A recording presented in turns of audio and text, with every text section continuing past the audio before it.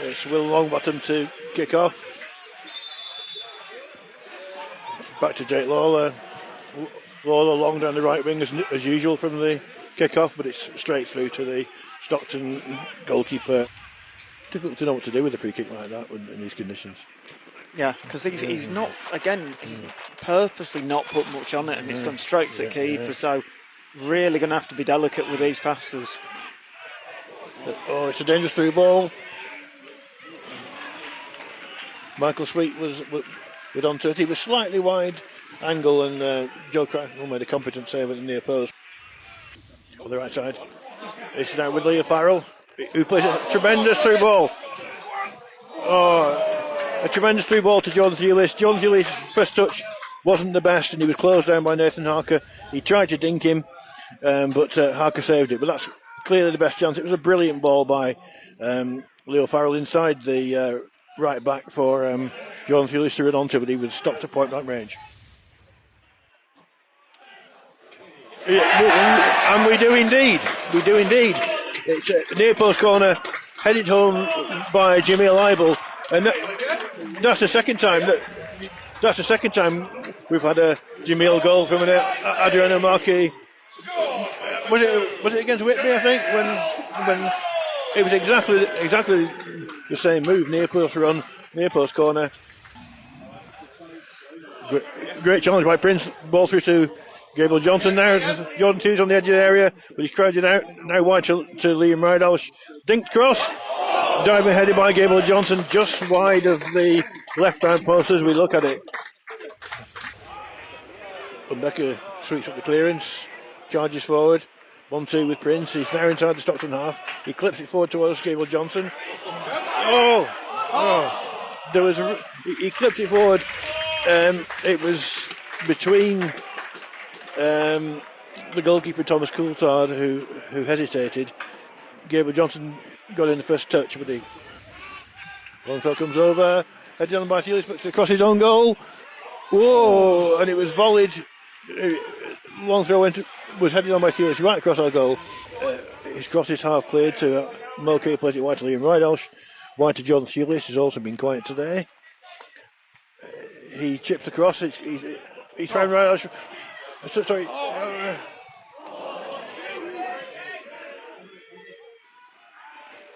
Some brilliant skill from Rydalsh.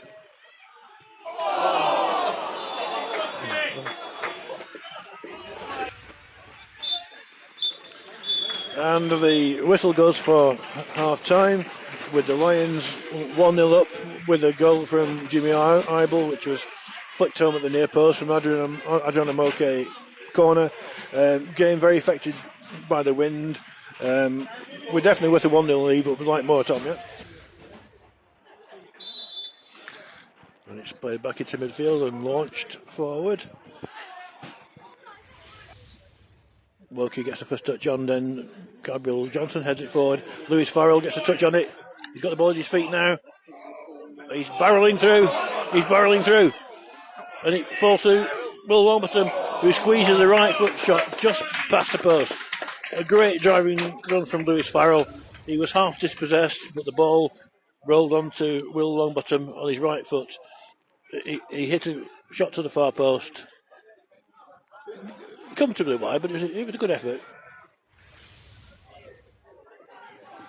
Liam Rydalsh forward to Lewis Farrell with his right foot. Lewis Farrell takes it down, plays it over the top towards Jordan Thewlis went down rather spectacularly. Gets a yellow card for diving, which seems very harsh indeed. Launches it down the line. Jonathan Reed is on it immediately, but he gets robbed. Didn't make the most of that situation. It's now Stephen Thompson inside the centre circle. Thompson plays a ball wide. Oh, we've got danger here. It's Michael Sweet. I think the argument is he probably had their best chance because the way he took that half volley in the first half, it looked like it was going in. Corner from the left hand side, it's a great corner. And it's headed in at the far post by Coulthard, I'm afraid. It was a really difficult corner to defend, but I still think we could have done better. Butterworth fires it in. It's offside. Thank goodness for that. Well, that was very strange. It was a feeble shot by Glenn Butterworth. He's back to Butterworth. He's going to swing it in now. He swings it in with great curve on it. Headed down. I don't know. Somebody got a great block in there. I don't know who it was. And low bottom played it clear. Lafudu. Oh, he's lost it. You cannot lose. Sorry. He's lost it just where you cannot afford to lose it. Long bottom again. It's full time. Well, it was really, really difficult conditions. Not a game which will live long in the memory. From a Guiseley point of view, it's a pity we couldn't hang on to that one goal lead. Stockton would probably think they did enough to get a draw. From a Guiseley point of view, very disappointing to concede from a set piece, having defended so well. But it's another point. It's 12 unbeaten. We just have to hope for better conditions in the next game. Obviously influenced by the conditions. A point in the end. Are you happy with that, or are you frustrated that we haven't clung on to all three? No, definitely not happy with it. I think obviously the weather conditions completely ruined the game in terms of it being a decent game, good spectacle. Certainly wasn't that. The wind coming straight down the pitch. You obviously knew we had it in the first half that you need to make that count, and I thought we did in terms of the chances that we created. That were the one frustration first half. We should have been 2 or 3 up at least, a couple of one-on-ones and other decent chances to be further in front. Didn't think we played particularly well, but it's harder than you think. You think you play with the wind, it's not. It's so difficult and far worse than the conditions it were here the other week against Whitby. Far worse today. Even just balls just landing in midfield were difficult to hook on and judge, and obviously made it a very disjointed game. So 1-0 at half time.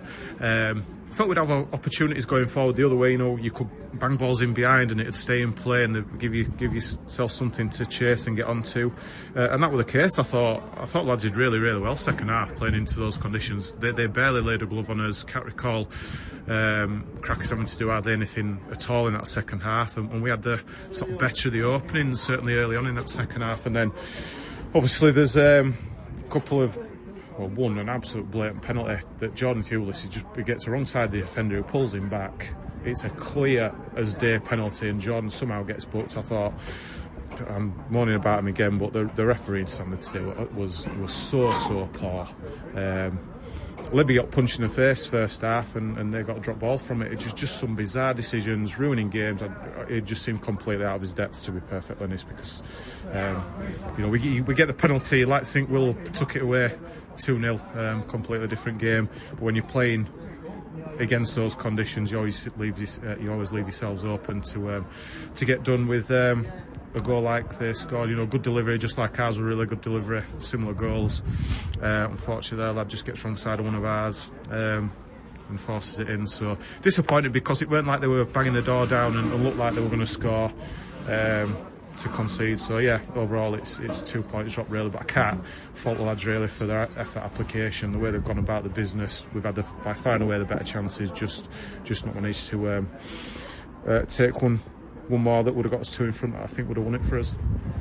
With the conditions obviously played such a part today, we won the toss in the first half, but that's how it felt, like a cricket toss with the conditions in the first half. Did you want to play with the wind in the first half? We lost it first half, so I think we'd have probably done the same thing, probably played against it first half, played with it second, but they won it, they went that way, and obviously they had the goal disallowed at the end, and they for a winner it almost paid off for them, but that's our lads were brave, held the line really well, and that's why we do that. And I think it'd have been a very, very harsh on us if we'd have lost that game. So yeah, I think we'd have probably, with it being so strong today, I think we'd have liked to have played with that and have a bit of momentum second half and go and try and win a game that way. Instead, we had to try and cling on and just didn't manage to do that. Didn't give ourselves enough of a lead in the first half.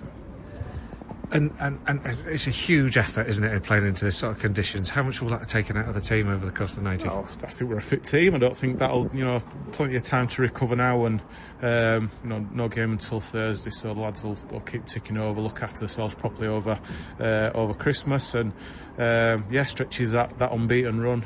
I think they've been hit the little bit of a sticky patch in terms of not picking up as many wins as we have been doing before. But I think since we last lost the league game against Worksop in September, I think we're 89 points behind them at that point. If you'd have told us we'd have been clear of them in second place with the game in hand at this stage, then before Christmas, I think you'd have been absolutely delighted with that. So just got to put it in perspective. It's some of these games this time of year, I think all the teams up there have drawn today. It seems everyone's found it difficult. That's it does level it off, doesn't it, conditions like this. So we're not in a bad place. I think that probably seems a little bit in terms of the run that we're on, and we're miles behind the leaders. But the problem is the leaders are an absolute juggernaut at this moment in time. Unbelievable the results they're getting.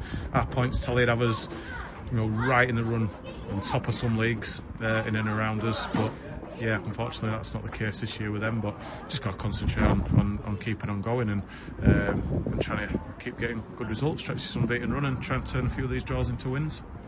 And then now we look ahead then, Gainsborough Trinity, big game because they've been such great form. They're one of the top form teams in this division at the moment. They've had great cup runs. It's going to be a really, really big challenge. Yeah, absolutely. Playing really well. Really good manager there. Russ Wilcox knows exactly what he's doing, and no surprise that they've been playing well and getting results. And obviously did really, really well in the FA Cup, represented our league really well, and it'll be a difficult one. So yeah, we'll prepare the best we can. We've had some decent results away from home, probably been a little bit better away from home than we have been at home for the last couple of months. So yeah, squad's in a good place. Leo back on the pitch today, a few back involved, and we'll have some decisions to make for that Boxing Day game, but we'll look forward to it. If we play ourselves like we've done today, obviously had a little bit more quality to it, a little bit more of a ruthless edge, then we give ourselves a great chance of winning the game. Finally, anything you particularly want for Christmas this year, Mark? No, one or two refereeing decisions going our way would not go amiss, but no, just yeah, I think we've had a really good start to the first half of the season, great run in the FA Cup, so yeah, let's top it off with a nice win on Boxing Day and look forward to New Year with some optimism and looking forward to second half of the season where we want to be up there, right, challenging as high as we possibly can.